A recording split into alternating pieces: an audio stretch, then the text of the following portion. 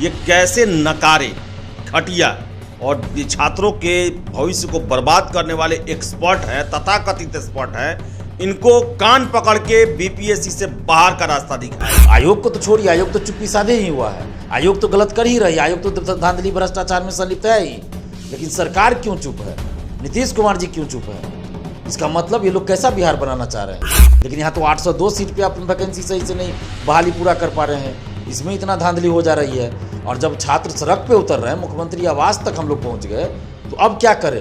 बिहार के करोड़ों युवाओं का और उनके परिवारों का मोह भंग हो जाएगा नीतीश जी से, तेजस्वी जी से, और इसके साथ साथ समस्त नेताओं से, चाहे वो कोई भी पार्टी हो, बीजेपी, जदयू, आरजेडी, कांग्रेस, कोई भी पार्टी है, सबसे मोह भंग हो जाएगा। और हम तो ये बार बार अपील कर रहे हैं सरकार से कि आप अगर ईमानदार हैं तो फिर आप जांच करा दीजिए, सीबीआई जांच। अगर नहीं करवा रहे हैं तो इसका मतलब है कि आपके लोग इन्वॉल्व है, आप इन्वॉल्व है। इसका मतलब आप चुनावी फंड इकट्ठा कर रहे हैं। इसका मतलब बिहार में एक बहुत बड़ा उद्योग लगा हुआ है धांधली सेटिंग का, और शिक्षा को व्यवसाय बना दिया गया, नौकरी की बोली लगती है और उसी के जरिए पैसा उगाही हो रही है। ये बहुत बड़ा फैक्ट्री बिहार में लगा हुआ है जो कि दिख नहीं रहा है। तो इस फैक्ट्री को पहले ध्वस्त करना होगा और जितने भी शिक्षा माफिया है उनकी गिरफ्तारी हो, उन पर कानूनी कार्रवाई हो। तो ये सरकार की तरफ से एक्शन लेना पड़ेगा। अगर सरकार इस पर एक्शन नहीं लेती है तो अब इन लोगों को सोचना होगा कि ये अपनी प्रतिष्ठा, अपना विश्वास कैसे बचाते हैं। अगर इस मामले में सरकार ने हस्तक्षेप नहीं किया तो बिहार एक बहुत बड़े क्रांति की तरफ बढ़ रहा है जिसको कोई नहीं रोक पाएगा। सचिवालय सहायक की जो पीटी परीक्षा है 23-24 दिसंबर को, तो उसके लिए भी हम लोग की मांग है कि पूरी पारदर्शिता लाई जाए, और सिर्फ सचिवालय सहायक नहीं, पूरे बिहार में जितने भी एग्जाम होते हैं, चाहे दरोगा, सिपाही, सब में। नमस्कार, आप देख रहे हैं द बिहार टॉप। मैं हूं आदेश। पूरी बीपीएससी 67वीं को लेकर छात्र जो हैं अब काफ़ी नाराज होते जा रहे हैं, क्योंकि देरी लगातार होती जा रही है। 29 दिसंबर से मेंस का डेट भी दिया हुआ है, और आज आपको बता दें कि आज 5 दिसंबर हो गया है। छात्रों के आंदोलन के बाद 72 घंटे का अल्टीमेटम दिया गया था, लेकिन उस दौरान भी कोई भी निष्कर्ष नहीं निकल पाया।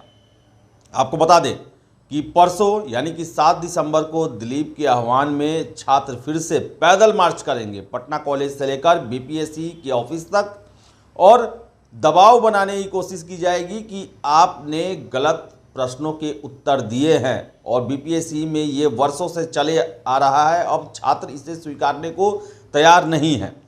इसके साथ साथ आपको बता दें कि जो सूचनाएं निकल के आ रही हैं कि बीपीएससी की तरफ से आखिर क्यों नहीं कोई भी चीज़, कोई भी बात जो है वो सामने निकल के क्यों नहीं आ रही है, तो इसका कारण है कि अध्यक्ष साहब 1 हफ्ते की छुट्टी पर थे। आज से बैठेंगे तो संभावनाएं हैं कि इसको लेकर कोई स्पष्ट जानकारी निकल पाए। लेकिन इन सब के इतर बता दें कि छात्र परेशान हैं और आंदोलन की बात कर रहे हैं। दिलीप जी, आप लोग का आंदोलन किए हुए 26 तारीख को रिजल्ट 15 दिया गया, उसके बाद से आयोग एकदम चुप्पी साधे हुए है। जबकि आंदोलन हुआ, आप लोग सीएम हाउस गए, चीफ सेक्रेटरी से मिले, लेकिन कोई भी चीज़ निकल के बाहर नहीं आ रहा है कि अगर रिजल्ट दिया जाएगा तो कितना दिया जाएगा या नहीं दिया जाएगा। क्या कहना है इस पर? देखिए, तो बड़े दुख की बात है कि जब मुख्यमंत्री जी के बहुत करीबी और बिहार के मुख्य सचिव, जिन्होंने सबसे बड़ा ब्यूरोक्रेट, और उन्होंने भरोसा दिया था कि इस पे संज्ञान लिया जाएगा, मुख्यमंत्री तक बात पहुंचाएंगे, बीपीएससी से भी जवाब मांगे, लेकिन उसके बाद कोई बात बाहर नहीं आई, न कोई सूचना आई, न किसी तरह की कोई खबर आई। एकदम चुप्पी जैसे लगता है सभी लोग साध लिए। तो बड़े दुख की बात है कि बिहार के लाखों छात्रों के, छात्राओं के भविष्य के साथ ये अन्याय हो रहा है। और ये सबसे बड़े अधिकारी बिहार के, मुख्यमंत्री जी के करीबी, और वो भरोसा देते हैं, उसके बाद भी सब चुप हो गए। इसका क्या मतलब समझा जाए? मुख्यमंत्री जी चुप क्यों है इस मामले में? तेजस्वी यादव जी क्यों चुप है? आयोग को तो छोड़िए, आयोग तो चुप्पी साधे ही हुआ है। आयोग तो गलत कर ही रही, आयोग तो धांधली भ्रष्टाचार में संलिप्त है ही। लेकिन सरकार क्यों चुप है? नीतीश कुमार जी क्यों चुप है? इसका मतलब ये लोग कैसा बिहार बनाना चाह रहे हैं? सिर्फ बोलने के लिए क्या नीतीश कुमार जी और तेजस्वी यादव जी बोल रहे हैं कि हम ये करेंगे, वो करेंगे, 10 लाख या 20 लाख नौकरी देंगे, लेकिन यहाँ तो 802 सीट पे आप वैकेंसी सही से नहीं बहाली पूरा कर पा रहे हैं, इसमें इतना धांधली हो जा रही है। और जब छात्र सड़क पे उतर रहे हैं, मुख्यमंत्री आवास तक हम लोग पहुँच गए, तो अब क्या करें? अब क्या कर, इससे भी ज़्यादा क्या हो सकता है कोई आंदोलन बड़ा कि मुख्यमंत्री आवास के बाहर धरना पे बैठ जाए हजारों छात्र छात्राएँ? इससे भी क्या बड़ा कोई आंदोलन हो सकता है? तो मुख्यमंत्री जी को सोचना चाहिए कि आपके प्रतिष्ठा का ही सवाल बन चुका है अब, कि कोई आप बिहार के मुख्यमंत्री है 16-17 साल से, और आपके आवास के बाहर हजारों छात्र छात्राएं धरना पे बैठ गए, और आप आपके अधिकारी ने आश्वासन दिया, उसके बावजूद भी कुछ नहीं हो रहा है। तो इसका मतलब क्या समझा जाए कि किसी के बात का बिहार में कोई वैल्यू नहीं है, ना मुख्यमंत्री की बात का वैल्यू है, ना मुख्य सचिव के बात का वैल्यू है, किसी का कुछ मतलब है ना, जिसको जो मन आए बोल दे और दिग्भ्रमित कर दे छात्रों को, आम जनता को, तो भरोसा उठ जाएगा। अगर इस मामले में कुछ नहीं किया गया सरकार की तरफ से तो आम जनता का, छात्र छात्राओं का तो छोड़िए, आम जनता का भरोसा उठ जाएगा इन नेताओं पर से।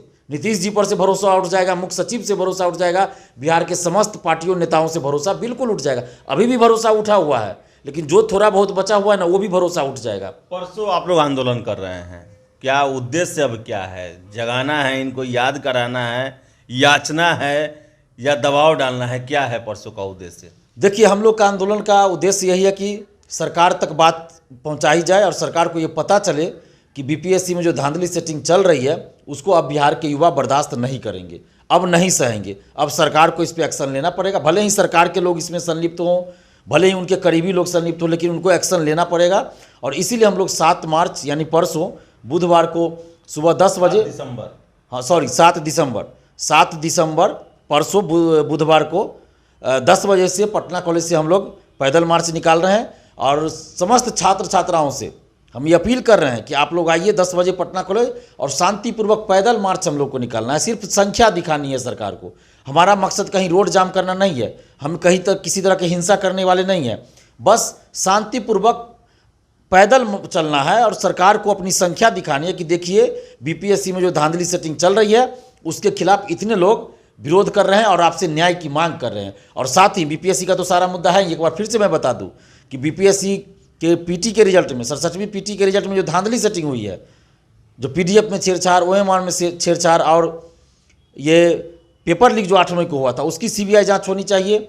अमरिंदर कुमार सहित जितने भी पदाधिकारी या ये कर्मचारी 3 साल से ज़्यादा समय से बीपीएससी ऑफिस में है, उन सबको हटाया जाए।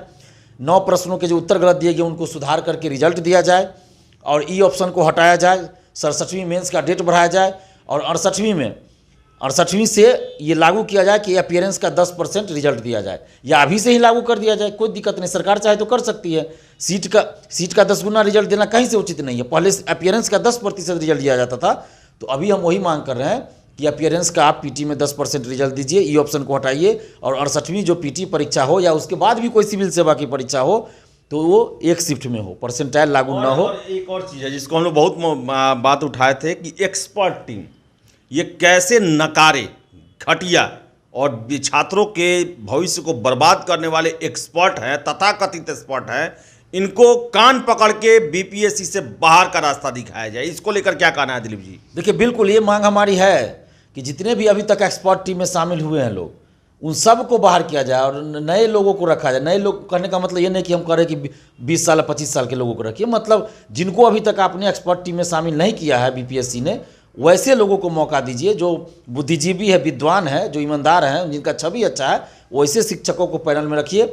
और इसलिए मैंने कहा कि 3 साल से ज़्यादा से जो भी कार्यरत हैं, कर्मचारी, अधिकारी, उन सबको बाहर पहले कीजिए, क्योंकि वही लोग तो उस लोग को लगते हैं ना। जैसे ही ये लोग बाहर होंगे तो एक्सपर्ट टीम में नए लोग आ जाएंगे, तो एक्सपर्ट टीम भी बदला जाना चाहिए पूरी तरह से।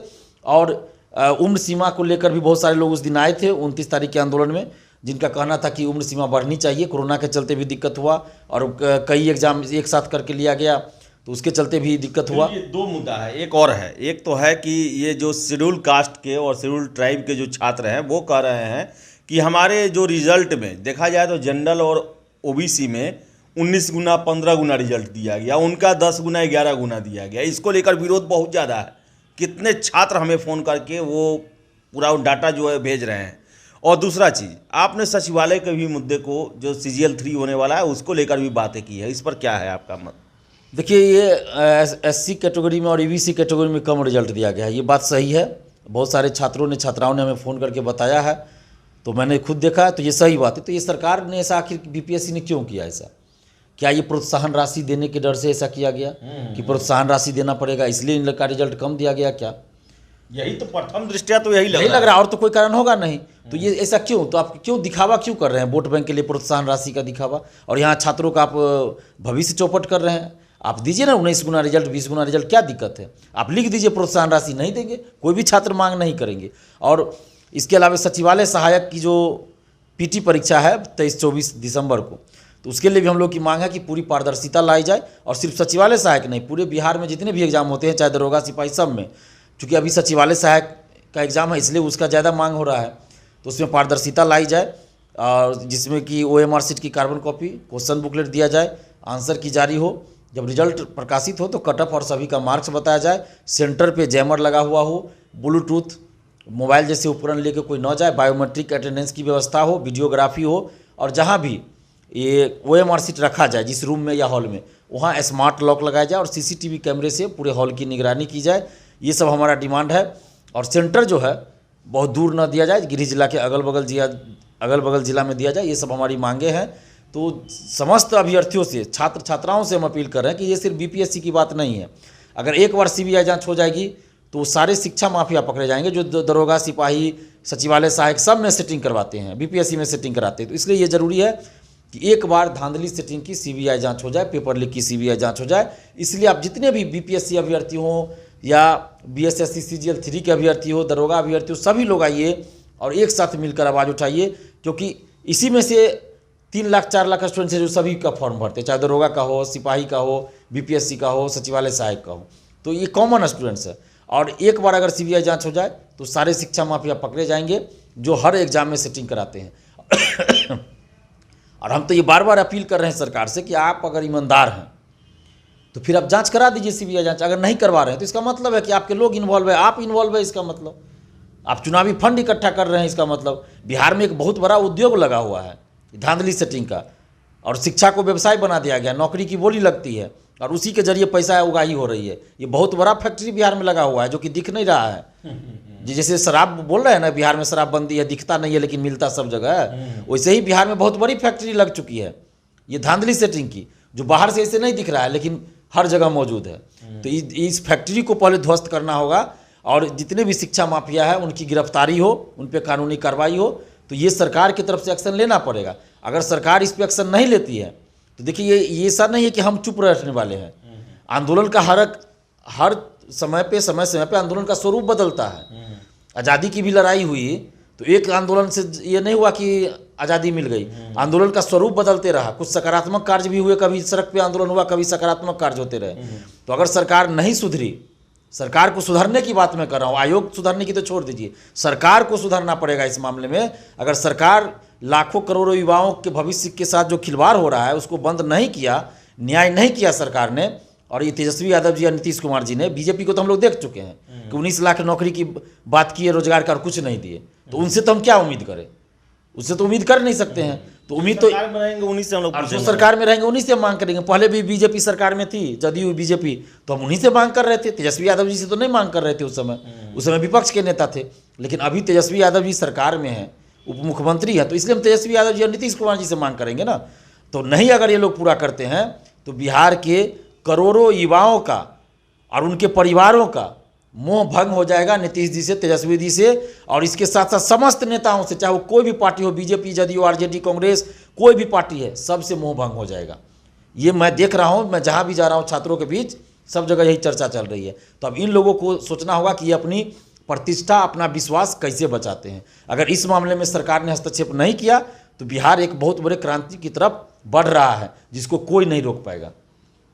क्रांति की ओर बढ़ रहा है। इसके साथ साथ दिलीप जी ने एक बात किया कि बिहार में ऐसे उद्योग लग रहे हैं जो कि दिख नहीं रहे हैं, और सबसे बड़ी बात, उस उद्योग में नौकरी उन लोगों की लग रही है जो कि ऑलरेडी पहले से नौकरी में है।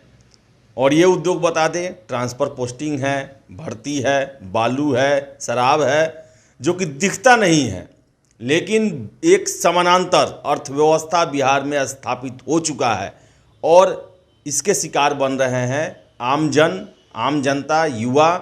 उनके जवानी, उनके मेहनत के पैसों का बंदरबाट किया जा रहा है।